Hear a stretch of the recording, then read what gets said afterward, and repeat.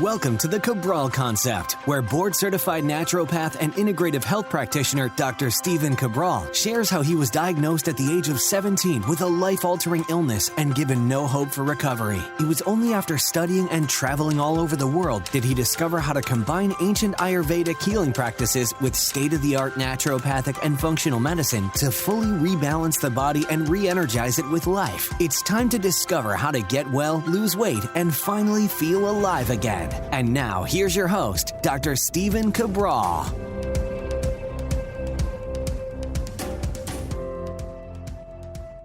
Welcome back, everyone. Glad you could join me here today on our Total Wellness Tuesday, where the topic is going to be a public health warning on how even the EPA, the Environmental Protection Agency, and many organizations around the world are now saying, finally and definitively, that glyphosate and certain herbicides are probable to cause cancer. They call it a carcinogenic-based risk. They've known about this now for decades. I'm going to actually share the information with you today that they've basically been holding back for over 30 years. So this is why I do shows like this. Not because I think that we should all run and hide in fear, but there's always something that we can do. And you have to be so careful in order to not believe everything that you read. Because when you start to understand that there are two lobbyists for every single one congressperson, you have to understand that these people are making all of these backdoor deals. And I'll actually share with you one of those deals that was made in order to be able to allow these mega conglomerate corporations to continue to push through, even as there are thousands of lawsuits against them in all sorts of different harm and wrongful death. So why do I share this with you? Because, again, I think we have to be careful at just trusting and believing everything that we read in the media and assuming they have our best interest at heart. I don't believe that they do. I just don't. I believe that media is run by advertisers, and those advertisers are the people that can pay the most fees. Well, who can pay the biggest fees? The largest companies in the world, and nobody can compete with them, right? So it's kind of one of the reasons why you go to your downtown, and especially in like a Boston or New York or Chicago or even over in Europe, whether you're in Paris or whatever, you just see banks everywhere or real estate offices everywhere. And the reason is they can just pay more than everybody else. Like that's just the bottom line. And so when it comes to media, okay, well, just Pfizer or Bayer or any of these large pharmaceutical agencies, Monsanto, they can just pay more than everybody else. And guess what? If they pay the most money, guess what they're not going to find on the news about them? Anything negative. Because are you really going to bite the hand that feeds you? I mean, like realistically, that's probably not going to happen. Because then you lose what? You lose all of the ad revenue from them. And that's not easy to replace from a huge conglomerate like that. So what does that mean? Well, they just, hush, hush, little behind the scenes handshake that they're just not going to say anything because, again, they are a business. They are not a nonprofit. And by the way, we have to be careful with all these nonprofits as well because these nonprofits are very profitable. Like, again, if you've ever looked into nonprofits, you'd see that sometimes 10% of those funds actually go to the organization, which is, in my opinion, deplorable. But that's neither here nor there. What we want to do is talk about real things for real people so that we, as a global health community, continue just to support each other, help each other. That's what it's all about. And there are things that you can do, and that's what we're going to talk about here today. So if you've never heard about glyphosate, it is literally the largest farming-based, we'll call it pesticide, but herbicide-based spray that you could put on your crops. I have a whole show on what's the difference between an herbicide, pesticide, fungicide, etc. So I'll link up to that today. So just literally all the research, because everything is researched.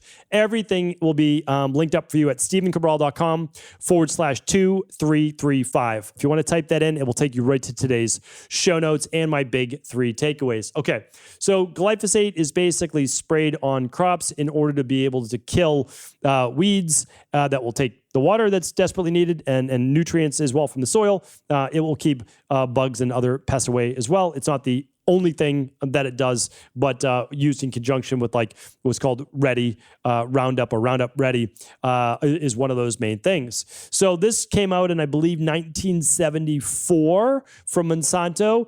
Before, excuse me. Before that, do keep in mind, they were producing other harmful products like DDT, etc., with a slew of lawsuits. I think there was like over 8,000 lawsuits on them.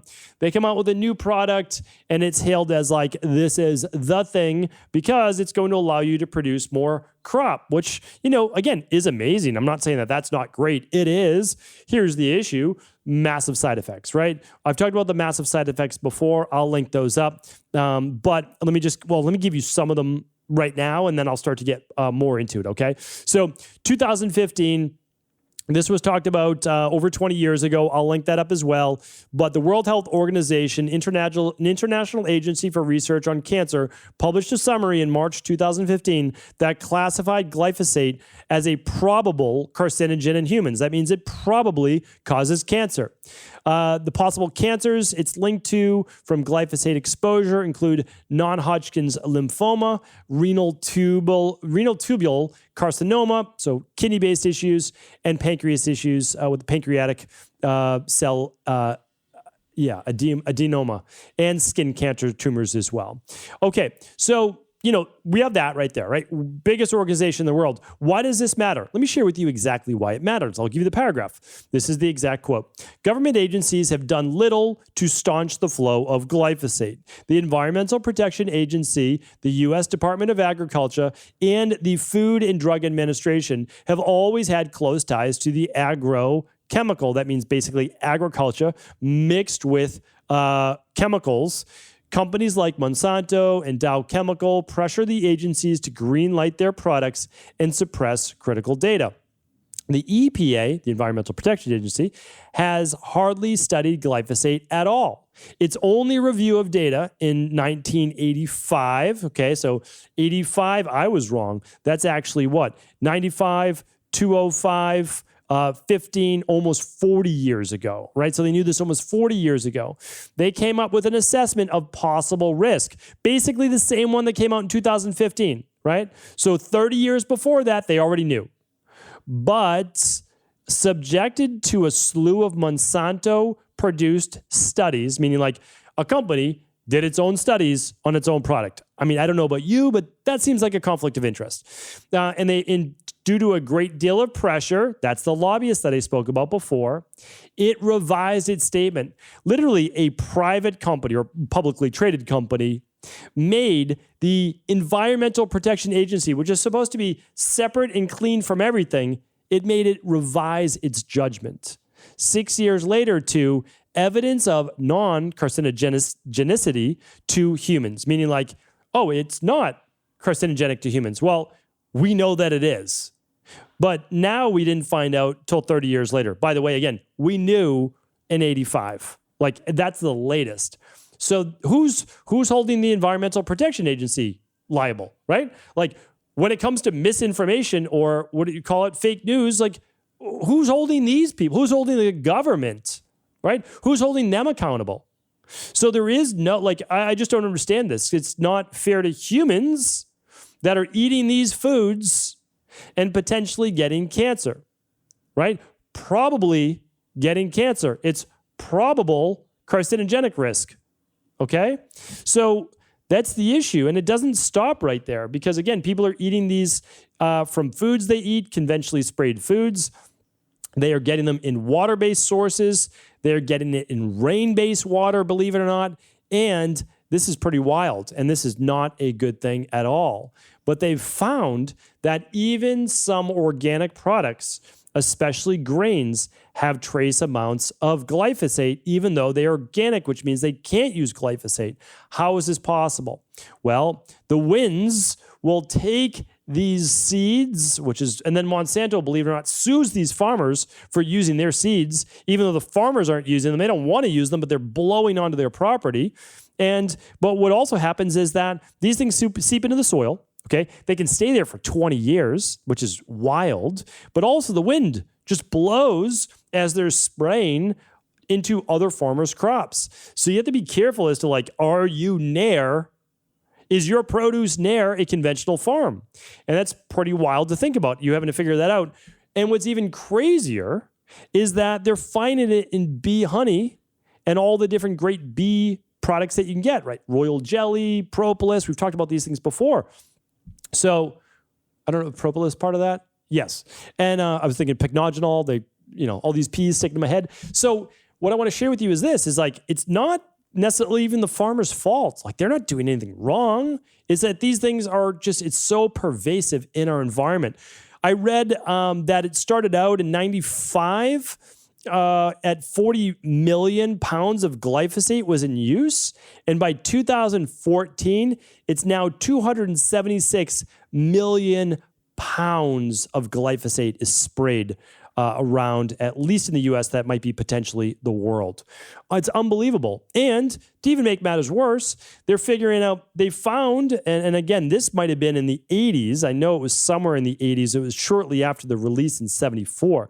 They actually found a certain bacterium, a bacteria that survived all of this toxicity. And they're like, whoa. Like this bacteria is actually surviving because how glyphosate works is, or Roundup works is, they use a surfactant which allows the chemical, because it's a chemical, to seep into the plant, and the plant absorbs it and just destroys it right down to the roots. And so they found a bacteria that actually survived in all of the sludge around these testing grounds, and then they use that to actually genetically modify soy so that soy could just be heavily sprayed with it. It wouldn't break down the soy, but it would break down all the other weeds. I mean, it's unbelievable. So now people, and again, keep in mind, people consume massive amounts of soy. And over 90% of all soy, over 90% of all corn is genetically modified. If you don't know about what genetically modified means, genetically modified organism. And so I'm going to link up a show on what GMO foods are, all right? Because I'd love you to learn about that next. So just go to StephenCabral.com/2335. Obviously, all of these shows are completely free, and if they're ever valuable, I just hope that you'll just share the information with other people. That's really what this is all about. Subscribe to the show if you can. Share the information. That's the only way these things get out. Okay, besides cancer, though, I had to share this with you as well. Studies have also indicated that glyphosate disrupts the microbiome in human intestines, causing a decrease in the ratio of beneficial to harmful bacteria. Thus, so I'm just quoting, highly pathogenic bacteria such as Salmonella, Clostridium are highly resistant to glyphosate. So the bad bacteria that we have is more resistant, but the beneficial bacteria such as Enterococcus and Bacillus and Bifidobacterium and Lactobacillus were found to be moderately to highly susceptible. What does this mean? Basically, it means almost like an antibiotic, but antibiotics not necessarily preferential. This glyphosate is preferential for killing good, beneficial bacteria, and it leaves the harmful stuff. So when I'm reading a lab like the bacterium parasite stool test, which is the main one, or maybe I'm reading a Candida metabolic and vitamins test, and I see someone just continually to show up high for Clostridia, I'm like, what is going on here? Why is this happening?